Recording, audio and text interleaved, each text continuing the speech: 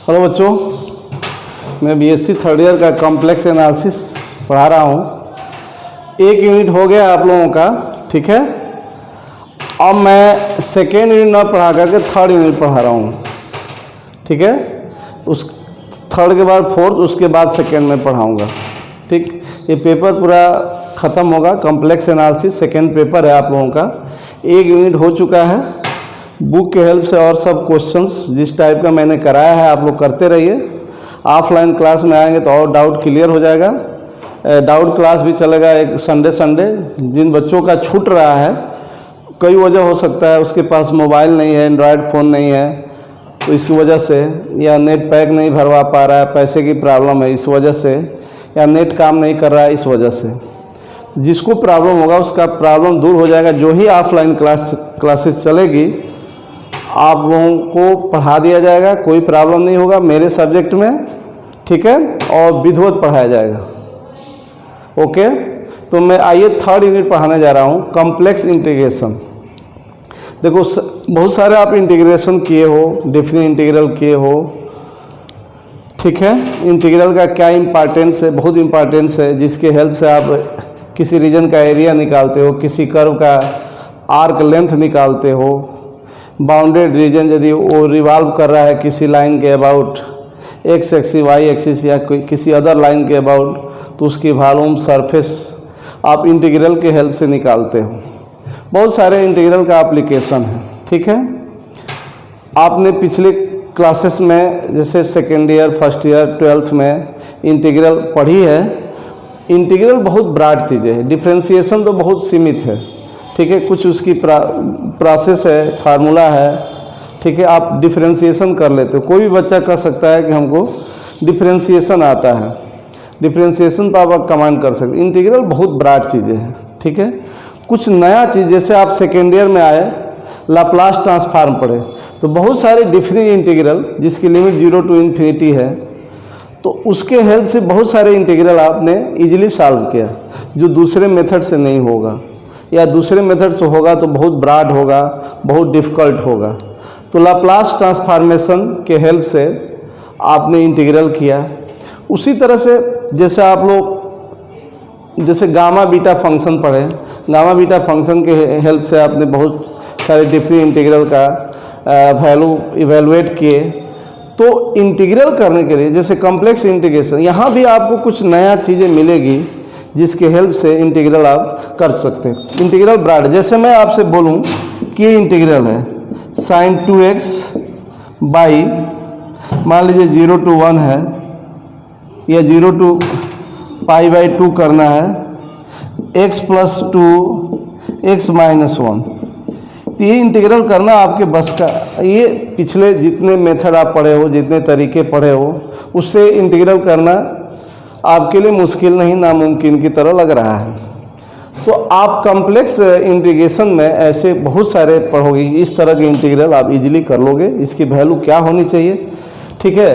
Complex analysis में क्या करेंगे, रियल एक्स जो है रियल वेरिएबल है, इसको जेड कर लेते हैं, जेड पर हम पढ़ते हैं, जेड कॉम्प्लेक्स वेरिएबल है, ठीक है। और इसकी वैल्यू हम निकालने के लिए बताएंगे। इस तरह के बहुत सारे इंटीग्रल है जो आप बहुत आसानी से उसकी वैल्यू इवेलुएट करोगे। और ये जेड करने के बाद, ठीक है, जो भी आएगा बाद में जेड को हम एक्स कर देंगे, उससे कोई वैल्यू में अंतर नहीं पड़ती। कुल मिलाकर मेरे कहने का मतलब ये है कि इंटीग्रल बहुत ब्रॉड चीज़ें हैं, जो ये नहीं कर सकते कि इंटीग्रल हमको पूरी आती है। कुछ चीज़ें आपने यहाँ पर जो कमी है इंटीग्रल करने में, या कुछ चीज़ें ऐसी है जिसका इंटीग्रल आप नहीं कर पाते थे आसानी से, या नामुमकिन था, यहाँ आप पढ़ोगे जो साइंस में काम आएगा। कॉम्प्लेक्स एनालिसिस फिजिक्स में बहुत काम आता है, ठीक है। फिजिक्स से आप हायर क्लास जैसे पीजी आप करते हो, एमएससी करते हो कहीं भी किसी यूनिवर्सिटी में, तो मैथ का ख़ास तौर से ज़्यादातर थर्ड ईयर का यूज होता है। रियल एनालिसिस का यूज होता है, एब्स्ट्रैक्ट अलजेब्रा का यूज होता है, ठीक है, लीनियर अलजेब्रा का यूज होता है, कॉम्प्लेक्स एनालिसिस का यूज होता है। आप पढ़ोगे न्यूमेरिकल एनालिसिस, आप एमसीए करोगे, आप सबसे यूनिक चीज़ बनाता है बीएससी वाले स्टूडेंट ही, मैथ्स वाले स्टूडेंट ही एमसीए कर सकते हैं, जो प्रोफेशनल जॉब है। अच्छे जगह से आप एमसीए करते हो, 3 ईयर का कोर्स है, अच्छे यूनिवर्सिटी आईआईटी में करते हो, एनआईटी से करते हो, जेएनयू से करते हो, बीएचयू से करते हो, तिरुचिरापल्ली एनआईटी का टॉप मोस्ट यूनिवर्सिटी है, पुणे से करते हो, बहुत सारे तमाम यूनिवर्सिटीज कॉलेज है जिससे आप एमसीए करते हो तो कहीं बीटेक से कम नहीं है। वो मास्टर डिग्री है, मास्टर ऑफ कंप्यूटर एप्लीकेशन है, वो मैथ्स के स्टूडेंट ही कर पाते हैं। तो वो थर्ड पेपर आप न्यूमेरिकल एनालिसिस पढ़ोगे जो बहुत इजी है और उसका दैनिक जीवन में बहुत यूज है, उससे भी आपको इम्पॉर्टेंस मिलेगा, उसका भी बहुत महत्व है आपके लाइफ में। तो आप ये मत समझो कि आप जो पढ़ रहे हो वो सब ये मैथ में वो बेकार, कहीं ना कहीं यूज होता है, ठीक है। कहीं आप साइंटिस्ट बनते हो, ठीक है, सॉफ्टवेयर इंजीनियर बनते हो, इसका यूज होता है, ठीक है। तो आइए मैं कॉम्प्लेक्स इंटीग्रेशन यूनिट थर्ड, धीरे धीरे कई टाइप के इंटीग्रेशन आप पढ़ोगे। तो कॉम्प्लेक्स एनालिसिस मैंने कुछ लिख दिया है ताकि इतना समय बचे, इंट्रोडक्शन देना ज़रूरी है। इंटीग्रेशन का इंट्रोडक्शन क्या देना, इंटीग्रल क्या होता है, आप कई सालों से पढ़ रहे हो पिछले क्लासेस से, ठीक है। कॉम्प्लेक्स इंटीग्रेशन मैंने लिखा है, थर्ड यूनिट है, सेकेंड यूनिट मैं अभी नहीं पढ़ा रहा हूँ। फर्स्ट यूनिट मैंने किया, थर्ड के बाद फोर्थ होगा, फोर्थ के बाद अगेन मैं सेकेंड करूँगा। ये एक ही चैप्टर है, इस यूनिट में एक ही चैप्टर है, ठीक है। फोर्थ यूनिट में 2-3 चैप्टर है छोटा छोटा, थर्ड यूनिट में एक ही चैप्टर है कॉम्प्लेक्स इंटीग्रेशन, ठीक है। ये ख़त्म तो ये यूनिट ख़त्म। तो मैंने कॉम्प्लेक्स लाइन इंटीग्रल लिखा है। किसी कॉम्प्लेक्स फंक्शन का इंटीग्रल करेंगे कर्व के एलान, कंटिन्यूअस कर्व के एलान, तो कॉम्प्लेक्स लाइन इंटीग्रल आपने फर्स्ट ईयर में वेक्टर में भी पढ़ी है लाइन इंटीग्रल। तो वहाँ वेक्टर फंक्शन का एक कर्व के एलान इंटीग्रल करते हो तो वो वेक्टर फंक्शन का लाइन इंटीग्रल होता है, ठीक है। बहुत इजी आपको लगेगा, धीरे धीरे पढ़ेंगे, ठीक है, तो आपको सारी चीज़ें क्लियर होता जाएगा। एक मैं कॉम्प्लेक्स लाइन इंटीग्रल लिखा है, क्या लिखा है आप लोग ध्यान से दीजिए। मैंने मान लिया है, सपोज करें F Z is a continuous, F Z का फंक्शन है, कॉम्प्लेक्स फंक्शन है, is a continuous at every point of curve C. आपको पता है कि एक कर्व पर, उसका नाम मैंने सी लिख दिया है, एक कर्व पर देयर आर इनफाइनाइट पॉइंट्स होती है, एक कर्व पर इनफाइनाइट पॉइंट्स होती है। तो एफ जेड क्या है, एक कॉम्प्लेक्स फंक्शन जो कंटिन्यूअस है सी के प्रत्येक पॉइंट पर। एक कर्व सी, एक कर्व का नाम मैंने दे दिया है सुविधा के लिए। तो सी कर्व पर जितनी पॉइंट्स है, इमेजिन है वो कि एक कर्व है सी, उस पर जितनी पॉइंट्स है उस पर कंटिन्यूअस है, हैविंग ए फाइनाइट लेंथ, उस कर्व की लेंथ फाइनाइट होनी, कहने में कि वो कर्व रेक्टिफिकेबल हो, कहने में उसका लेंथ निकाला जा सके। आपने प्रीवियस में लेंथ ऑफ कर्व पढ़ा, आर्क लेंथ ऑफ कर्व, बहुत विधिवत आप लोगों को बताया गया था, एक्सरसाइज के प्रॉब्लम्स को सॉल्व किया गया था। वो इंटीग्रल के हेल्प से ही किसी कर्व के आर्क का लेंथ निकालते थे। कैसे निकालते थे आपने पढ़ा है। तो सी ऐसा कर्व होना चाहिए जिसकी लेंथ निकाला जा सके। अब मैंने ये लिखा है, इसका जो मैंने लिखा है पिक्चर भी बना दे रहा हूँ, ये नोट करेंगे आप लोग, ये आप लोग नोट करेंगे। स्टार्टिंग है, 1-2 दिन स्टार्ट हो जाता है तो आज सारी चीज़ें ईजी। तो मैंने मान लिया कि एफ जेड कंटिन्यूअस कर्व है जिस, और सी कहाँ पे कंटिन्यूअस है, एक कर्व सी के प्रत्येक पॉइंट पर, और सी की लेंथ फाइनाइट हो, मतलब सी का लेंथ निकाला जा सके, ये मैंने लिखा है। अब ये मैं एक मान ले रहा हूँ, ये मैं लिखा हूँ, ये लिख लीजिएगा, जितना मैंने बोर्ड पर लिखा है लिखते रहिएगा। ये लिखा है डिवाइडिंग कर्व सी इनटू n पार्ट्स। कर्व सी को, सी पर तो बहुत सारे पॉइंट्स होंगे, एक कर्व पर इनफाइनाइट पॉइंट्स होती हैं, तो सी को मैंने डिवाइड किया n पार्ट्स में bye means of points. Infinite point है, n पार्ट में डिवाइड करना, कितना पॉइंट लेना पड़ेगा। एक रस्सी को आपको 10 भागों में बांटना है तो कितना पॉइंट लेना पड़ेगा, आप बताइए कितना पॉइंट। 11 पॉइंट लेना पड़ेगा उसको, एक इनिशियल पॉइंट एक लास्ट पॉइंट होगा, वो भी 2 आएगा। आप बीच में 9 पॉइंट लेना पड़ेगा। एक रस्सी को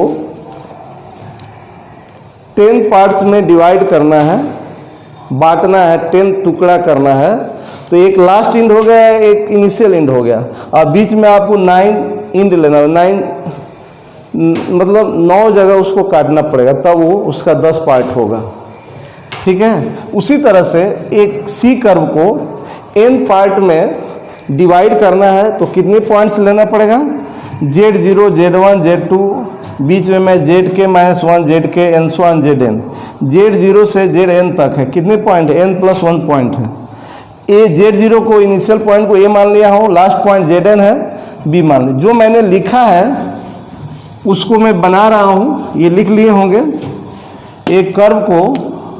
तो ये लाइन इंटीग्रल, ये कोई डेरिवेशन नहीं है, बस एक डिफिनीशन है, सेंस है, एक लाइन इंटीग्रल कैसे इवेलुएट करें। ये मान लीजिए कोई कर्व है जिसका नाम C है, इस कर्व का नाम C है, ठीक है। ये कर्व का नाम C दे दिया, ये इनिशियल पॉइंट है।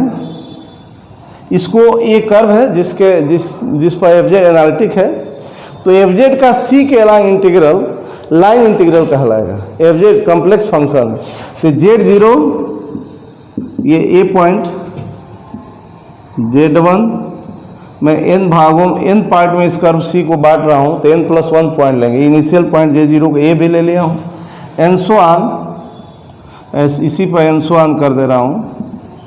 यहाँ मैं ZK -1 लिख दे रहा हूँ, दिख रहा है ना, ZK मैं से यहाँ ZK ले रहा हूँ, n सो ऑन। ये आपका last point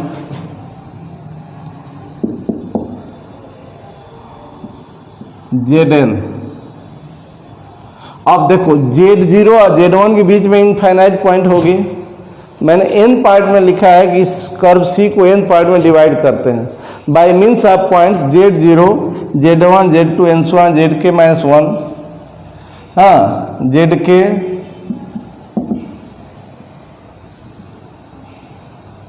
ZK and so on, ठीक है। अब इस पर एक पॉइंट मैं चूज कर रहा हूं,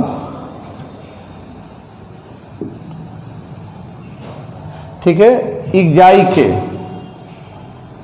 इस आर्क पे। आपको पता है कि 2 पॉइंट को ज्वाइन करेंगे तो इसका एक आर्क होगा। ये जो आर्क देख रहे हैं, जो ZK -1 और ZK पॉइंट को ज्वाइन ज्वाइन कर रहा है, तो इस पर एक मैं इक्जाई के पॉइंट ले रहा हूँ, चूज कर ले रहा हूँ, ठीक है।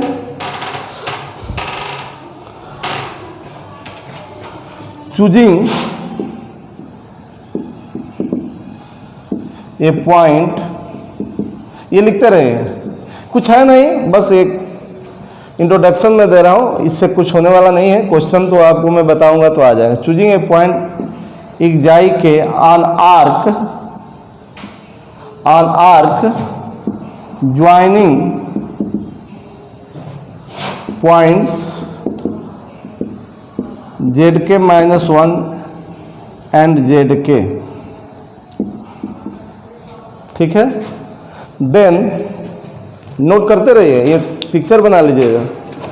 C एक कर्व है जिसकी लेंथ फाइनाइट होनी चाहिए, मतलब उसका लेंथ है।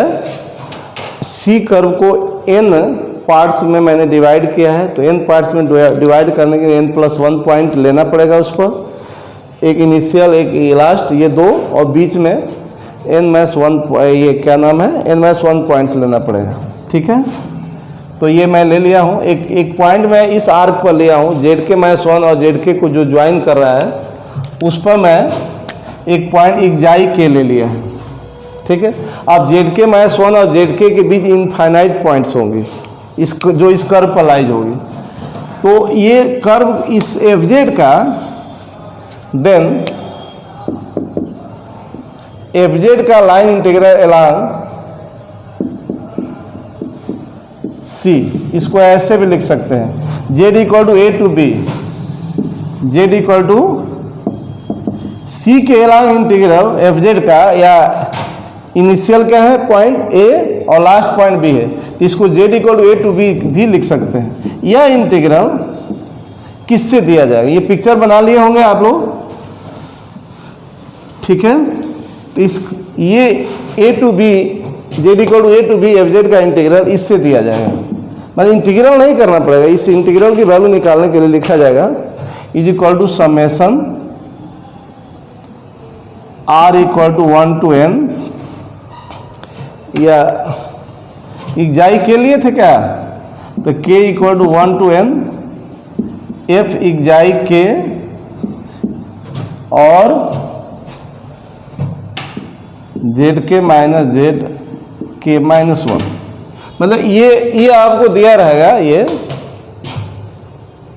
तो इस इंटीग्रल की वैल्यू इससे दिया जाएगा, इस समेशन से दिया जाएगा, ठीक है।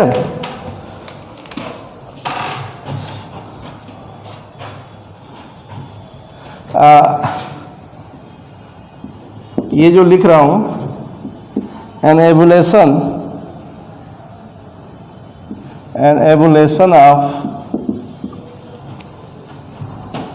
Of integral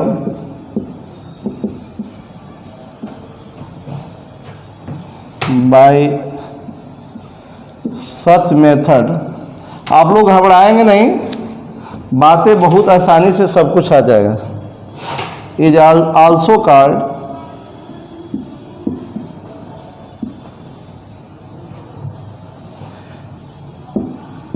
AB initio method. AB initio method, इस मेथड से किसी कर्व का इंटीग्रल ज्ञात किया जाएगा, तो इसको क्या बोलते हैं? AB इनिशियो मेथड, ठीक है। हर टाइप का हर टॉपिक वो क्वेश्चन किया जाएगा, इसमें इंटीग्रल ही करना है, और बहुत सारे इंटीग्रल आपके सामने आएगा जिसको आप प्रीवियस मेथड से आपको करने में दिक्कत होगी। जो अभी मैंने बताया है इस पर ज़्यादा क्वेश्चन नहीं है, मैं आपको बता रहा हूँ, ये डायरेक्ट दे देता है। मैं लाइन इंटीग्रल पर बहुत क्वेश्चन करूँगा। AB इनिशियो मेथड से जैसे मैं एक क्वेश्चन लिख रहा हूँ जो एग्जाम में आया भी है, 3 मार्क्स में आ सकता है। क्वेश्चन ये है, आप लोग मेरे साथ लिखो, इवैल्यूएट इंटीग्रल के dz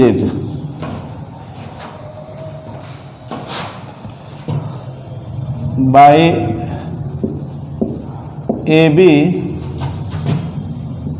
इनिशियो मेथड। ऐसे करके आएगा तो आप कैसे करेंगे? C कोई कर्व है, C के यहाँ पर fz आपका k हो गया, कांस्टेंट फंक्शन हो गया। AB इनिशियो मेथड से करना है, तो इसकी सॉल्यूशन में इसको मैं I मान ले रहा हूँ। AB इनिशियो मेथड से कैसे करना, बहुत इजी है, ठीक है। यहाँ पर fz क्या है? k है, तो आपको बता दें ये आपका होता है, इसको ऐसे जब AB इनिशियो मेथड कर दिया तो C के अलावा fz का इंटीग्रल में A to B integral AB initio कह दिया, तो ये क्या होता है? समेशन R या K दोनों लिख सकते हो, तो आर्बिट्रेरी है। इक्जाई R भी लिख सकते हो, यहाँ K था, K equal to 1 to n, तो इक्जाई K था, R कर दोगे तो कोई अंतर नहीं है। ZR माइनस, ठीक है। अब चूंकि fz कांस्टेंट है, तो fz कांस्टेंट है, k है, तो f इक्जाई r k होगा, क्योंकि z बदलेगा तो ये k बदलने वाला नहीं है। तो ये आपका हो गया k dz। fz की जगह क्या रख देंगे? k dz, या ऐसे भी कर सकते हो k dz। तो समेशन r लिखो या k लिखो, यहाँ k था इसलिए मैं इस यहाँ पर जो k था वो r कर दिया। अब बता, fz k है तो f इक्जाई r क्या होगा? k ही होगा, क्योंकि fz जो k है वो z पे डिपेंड नहीं है, z चेंज होगा तो k नहीं चेंज होगा। तो fz k है तो f इक्जाई r k ही होगा, और zr माइनस 1, ध्यान दीजिएगा, दिखाई दे रहा होगा। अब इस समेशन को आप ब्रेक करोगे, तोड़ोगे, r equal to 1 to n, ठीक है। अब ये वैल्यू हो जाएगी जो फाइंड करना है, तो AB ऐसे बोल देगा, AB इनिशियो मेथड। ये क्वेश्चन आया है 3 मार्क्स में, बहुत सारे क्वेश्चन मैं करूँगा, आप इजीली कर लोगे।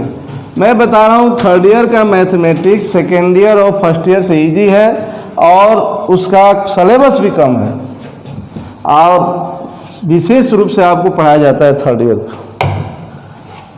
तो बच्चों आपका इंटीग्रल हो गया, के कोई कांस्टेंट है, के की जगह पर कुछ भी और आर्बिट्रेरी कांस्टेंट रख सकते हो। ए बी एनसीओ कह दिया है तभी ए सी को ए टू बी कर दिए हो, कोई दिक्कत नहीं। अब इसको हम ब्रेक करते हैं, समेशन तोड़ना आप जानते हो। आर को 1 से n तक लिखना है के इंटू आर 1 लिखोगे तो Z1 minus Z0 plus R 1 to n लिख करके ऐड करते जाना है जैसा कि आप जानते हो, plus Z3 minus Z2 plus and so on, n तक लिखना है ना बच्चों, Zn माइनस 1।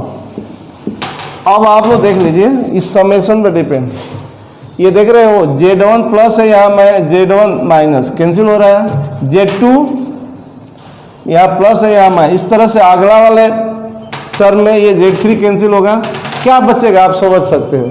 इसके पहले वाले में क्या होगा, Zn minus 1 minus Zn minus 2, तो ये कैंसिल होगा, ये नहीं कैंसिल होगा Z0, तो क्या बचा हमारा Zn प्लस अब माइनस Z0 बचेगा। मैंने पहले ब्रैकेट का सेकेंड टर्म और लास्ट ब्रैकेट का फर्स्ट टर्म बचेगा, बीच वाला एक दूसरे से कैंसिल हो जाएगा। अब A B N C O method में Zn को क्या माने थे B, उस फिगर को देखिए, और Z0 को क्या माने थे A, ये हुआ। ऐसे भी आपको पता है, आप A B N C O method से किया है तो ऐसे ही आपको करना पड़ेगा, ये ध्यान दीजिएगा। कह देगा कि इस इंटीग्रल को इवेलुएट करिए by A B N C O method, माने ये आपका ए टू बी, तो आप ऐसे ही करोगे। आप जनरली आपको पता है ये इंटीग्रल, देखिए आप पढ़ क्या रहे हो, बहुत आसान क्वेश्चन भी इस मेथड से पढ़ोगे, कॉम्प्लेक्स इंटीग्रेशन में जो भी हम प्रोसेस बताएंगे बहुत आसान भी करोगे, जो दूसरे मेथड से मतलब आसान भी जो फंक्शन है उसका भी इंटीग्रल इस मेथड से पढ़ेंगे, जो दूसरे मेथड से करोगे 12 में जो इंटीग्रल का मेथड पढ़ा उससे करोगे तो एक ही लाइन में हो जाएगा, इससे करोगे तो हो सकता है कि 5-6 स्टेप हो। लेकिन ये मेथड इसलिए इंपॉर्टेंट हो गया कि बहुत सारे इंटीग्रल है जो आप पिछले में क्लासेस में जो तरीका पढ़े उससे होगा ही नहीं, इसलिए ये इंपॉर्टेंट होगा। आप यही देखो, ये इंटीग्रल करना होगा तो आप एक लाइन में कर लोगे, जेड की रिस्पेक्ट के जेड आपको पता है ना, तो k इंटू बी माइनस है, हो गया कि नहीं, एक लाइन में हो गया। ये इंटीग्रल आपको a टू बी के डी जेड करना है, जेड की रिस्पेक्ट करना है, तो हो गया कि नहीं, यही आया कि नहीं जो यहाँ आया है। लेकिन ए बी इन सी मेथड से किया तो इतना आपको करना पड़ा, लेकिन बहुत सारे ऐसे होंगे क्वेश्चन जो पिछले मेथड से आप करोगे तो कर ही नहीं पाओगे, करना डिफिकल्ट हो जाएगा या इम्पॉसिबल हो जाएगा। तो इसलिए मेथड आपको, बहुत सारे मेथड आपको हैं। थियरम्स इसमें पढ़ोगे, काची थियरम पढ़ोगे, काची इंटीग्रल फार्मूला पढ़ोगे, मोरियाज थ्योरम पढ़ोगे, टेलर्स थ्योरम पढ़ोगे, लॉरेंस सीरीज पढ़ोगे, ठीक है, लाइवलिज थ्योरम पढ़ोगे, उसके हेल्प से इंटीग्रल आप करोगे, ठीक है। तो ये मत, अच्छा ये बताइए सी यदि क्लोज कर्व हो, अच्छा ये सी क्लोज कर्व हो, यहाँ से स्टार्ट हुआ था, यहाँ Z0 A था, यहाँ ये आपका Zn था B, तो ये C था, ये क्लोज कर्व मतलब कि इनिशियल पॉइंट और लास्ट पॉइंट कौन साइड करेगा तब ये होगा, तो उस स्थिति में A बराबर B हो जाएगा, Z0 बराबर Zn हो जाएगा। तो यदि C क्लोज कर्व है, एक कर्व के अलॉन्ग किसी फंक्शन का इंटीग्रल करना लाइन इंटीग्रल है, तो यहाँ पे मैं ये तो हो गया ए बी इन सी मेथड से के डी जेड हो गया, इतना है के बी मैथ से। If C is a close contour या क्लोज कर्व, ये क्लोज कर्व, इसका मतलब कि ए और बी कोइंसाइड करेगा लास्ट कि कोई भी क्लोज कर्व का इनिशियल पॉइंट, जैसे मान लो कि हम यहाँ से चले यहीं पे आ गए, ये लास्ट इंड ये है, ये लास्ट है, ये इनिशियल है, ये दोनों एक ही हो जा रहा है, तब वो क्लोज कर्व हुआ ना, तब वो क्लोज कर्व हुआ, ये आपका सी हो गया। तो then A equal to B हो जाएगा। इस केस में, इन दिस केस यदि सी क्लोज कर्व है, इन दिस केस ये integral A B in C method से के डी जेड या ए टू बी के डी जेड है ना, ये क्या हो जाएगा, ए माइनस ए 0 हो जाएगा। ये इंटीग्रल, ठीक है। एक और मैं क्वेश्चन करता हूं, अभी शुरुआत है, बहुत मज़ा आने वाला है आप लोगों को, बहुत अच्छा लगेगा कि हम इस तरह का इंटीग्रल भी आसानी से कर ले रहे हैं। जो आपके सामने अभी मैं दे दूं, अभी मैं 20 इंटीग्रल कर दे दूं, 20 का अनगिनत में दे दूंगा, जो आपकी पूरी लाइफ ख़त्म हो जाएगी, उसकी इंटीग्रल आप नहीं कर पाओगे। लेकिन ये चैप्टर पढ़ लोगे तो आप छू मंतर से इंटीग्रल कर लोगे। तो ये कॉम्प्लेक्स एनालिसिस का ये है। बहुत सारे साइंटिस्ट जो है इंटीग्रल के हेल्प से बहुत सारे रिजल्ट निकालते हैं। तो मैथ इज ए की of science, math is a servant of science, math is king of science, queen of science, जो कह लीजिए, सब कम है। तो मैथ नहीं है तो कुछ भी नहीं है, सब अधूरा है। इतनी पूरी दुनिया देख रहे हो, जितना डेवलपमेंट देख रहे हो, साइंस का देन है। और साइंस मैथ के विदाउट नहीं चल सकता है, ये फंडामेंटल ट्रू है। मैं इसी वे में मैं नेक्स्ट क्वेश्चन लिखने जा रहा हूं। Evaluate integral Z D Z by A B initio method. ये ऐसे कहेगा, आपको सिंपली इंटीग्रल आता है। ये देखो, ये सिंपल जो 12 के हेल्प से करना होगा। ए बी इनिशियो मेथड के मैंने Z equal to A to B कह रहा है, तो आपको पता है जेड स्क्वायर बाई 2 होगा, ये B square minus A square by 2 आएगा, यही आएगा। उससे भी आएगा, जो मेथड मैं बताया हूँ करने का, उससे भी यही आएगा। आप सिंपली देखो कर लिए, लेकिन ये भी इनिशियो मेथड से कर, उससे करेंगे, इसका एडवांटेज भी है। तो ये भी कर सकते हैं। तो ये भी इनिशियो मेथड से इंटीग्रल को इवैल्यूएट करना है। चलिए,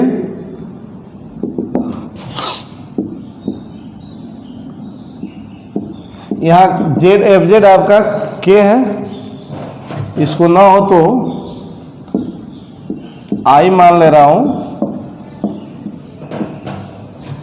ये आपको ए बी एनसीओ कर दे, ए टू बी कह रहा है, Z equal to A to B.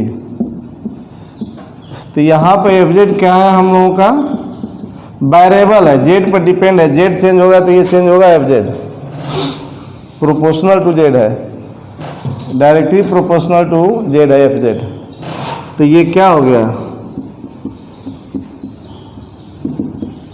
A to B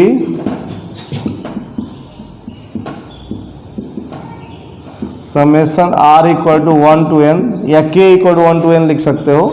के की जगह आर रख दिया, उससे कोई फर्क नहीं पड़ेगा। F xi R Z R minus 1। Okay जनाब, यही ना लिखा हूं। अब सवाल ये उठता है, देखिए एक चीज आपको मैं बता दूं, यहां आप एफ जेड क्या है, जेड है। ध्यान दीजिए, यहाँ पर थोड़ा सा समझना है बच्चों। यहाँ एफ जेड क्या है, जेड है। आपको याद है वो पिक्चर में, जो पिक्चर में बनाया था पिछले, तो इक्जाई आर क्या था, xi R is a point on arc joining Z R minus 1। ये आपका था Z R minus 1 Z R. इस दोनों पॉइंट को ज्वाइन करने वाले आर्क पर इक्जाई आर था, या इक्जाई के समझिए, उससे कोई फर्क नहीं पड़ता। तो ये इसकी इवेलुएट करने का थ्योरी यही है कि जब एफ जे जेड पर डिपेंड है बच्चों, तो यहाँ जो देख रहे हो ना एफ इक्जाई आर, एक बार एफ, ये देखो ये आपका, एक बार आप एफ जेड आर रखोगे, एक बार एफ जेड आर माइनस 1 लिखोगे। एफ जेड ये आपका एक बार हो जाएगा एफ जेड आर माइनस 1, ठीक है, ये तो रहेगा। यही इसकी खूबी है, इक्जाई आर जो है एक बार जेड आर माइनस 1 होगा और एक बार जेड आर होगा, इक्जाई आर। अब आप सवाल उठता है,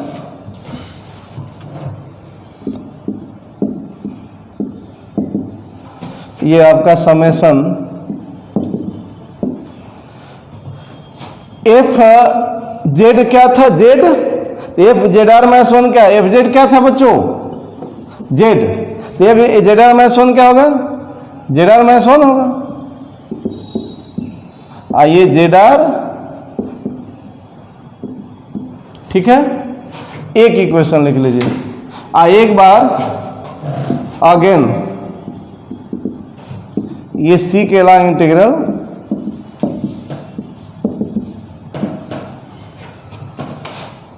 एफ जेड आर होगा, ये तो फिक्स है, ये तो फिक्स है। तो ये क्या हो जाएगा, जब वेरिएबल है तब ऐसा करेंगे। अब बताओ एफ जेड जेड है तो एफ जेड आर क्या होगा, जेड आर होगा, जेड की जगह पर जेड आर रख दोगे। इसको दो 1 2 को ऐड करिए, आपको आंसर पता है। On adding 1 and 2, on adding 1 and 2, bar bar video को देखिए, ऐसे क्वेश्चन इस टाइप के कम है। नेक्स्ट वीडियो आपको बनाऊंगा लाइन इंटीग्रल पर ही रहेगा, 10-15 बनाऊंगा, इंटीग्रल आप कर लोगे, ठीक है। ये यूनिट एक ही चैप्टर है जो पढ़ रहे हो, कॉम्प्लेक्स इंटीग्रेशन, 10 वीडियो में ख़त्म हो जाएगा जी, 10-12 वीडियो में ख़त्म हो जाएगा, ठीक है। ये इंटीग्रल, अब इस दोनों इंटीग्रल को ऐड करोगे तो लेफ्ट हैंड साइड इक्वल है, तो 2 टाइम्स सी के अलोंग इंटीग्रल ये होगा, ये क्या होगा आप बता दीजिए। समेशन सेम है, ये सेम है, तो क्या होगा आप बताइए, बताइए जी। ये और ये ऐड करना है, समेशन सेम है, r/1 to n है, ये दोनों में है, ये कॉमन लेंगे तो क्या होगा, Z R plus Z R minus 1, और ये जेड आर होगा, निश्चित है कि होगा। ऐड कर दिए तो ये दिख रहा होगा, आप लोग ध्यान से देख लीजिएगा, वीडियो को आप कई बार देखिए।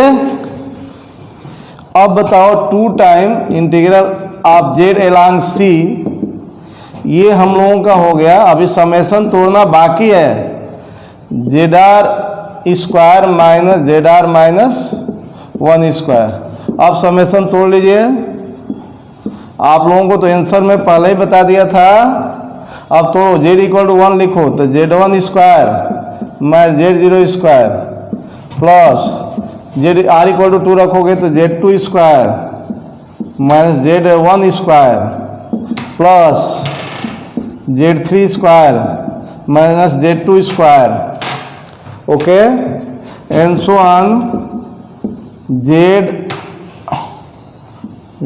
N square minus Z N minus 1 square. आप देख लो वही व्यू है, जेड 1 कैंसिल हो रहा है, जेड 2 इससे कैंसिल हो, इसके आगे कैंसिल हो, ये कैंसिल होगा। फर्स्ट ब्रैकेट का सेकेंड टर्म और लास्ट का फर्स्ट टर्म बचेगा। तो 2 time integral along C of Z N square minus Z 0। अब ए बी एनसीओ मेथड कर दिया तो जेड एन आपका बी है, तो बी स्क्वायर होगा, जेड 0 ए है, तो सी के अलोंग जेड का ना इंटीग्रल करना है तो 2 से डिवाइड हो जाएगा, B square minus A square by 2। आप सिंपल वे में करोगे तो यही आया था ना, लेकिन इस तरह से करोगे तो इतना बड़ा हुआ, लेकिन इसका इम्पोर्टेंस है। हाँ, यदि सी क्लोज कर्व हो, ए बी एनसीओ मेथड से कर रहे हैं तो ए और बी आएगा, वही इसको हम ऐसे भी लिख सकते हैं, ए टू बी एनसीओ मेथड से कर रहा है तो जेड डी जेड, ये 2 से डिवाइड कर देंगे तो B square minus A square by 2। If C is a closed curve,